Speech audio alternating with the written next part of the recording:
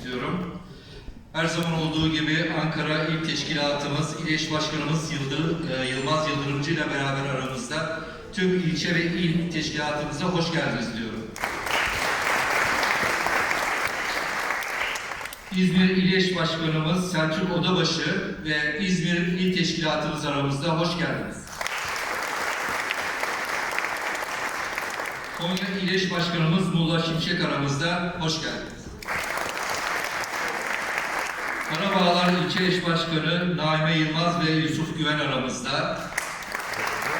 Bornova İlçe Eş Başkanımız Resul Erol, Buca İlçe Eş Başkanımız Kenan Alkan, Foça İlçe Eş Başkanımız Kemal Çelik, Çiğli İlçe Eş Başkanımız Atilla Bingöl, Torbalı İlçe Eş Başkanımız Yavuz Akkas, Menemen İlçe Eş Başkanımız Ajda Şahin ve Kemal Çetin, Karayazı'ya geçmeyeyim, bütün İzmir hoş geldiniz. Evet, Karayazı Belediye Eş Başkanı Bahar Göksu da aramızda, hoş geldiniz.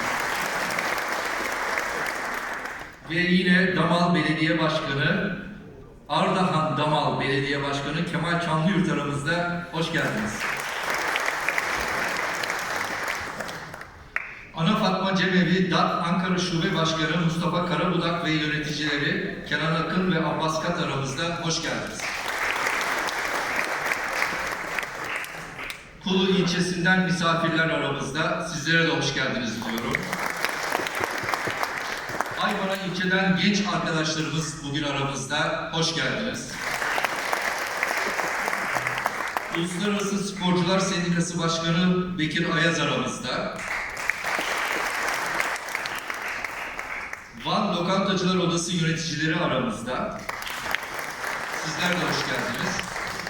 Ve son olarak çok önemli bir platformu size takdim etmek istiyorum. Orta Anadolu Kürt Platformu PEKAN aramızda. Hoş geldiniz.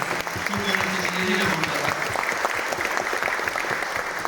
Bu platforma çalışmalarında başarılar diliyoruz. Bu arada PEKAN TV YouTube'da yayında, haftada 2 kez yayında izlemeniz, destek vermeniz çok kıymetli. Şimdi konuşmalarını yapmak üzere eş genel başkanımız Sayın Tüccar Ömür Kürşü'ye davet ediyorum.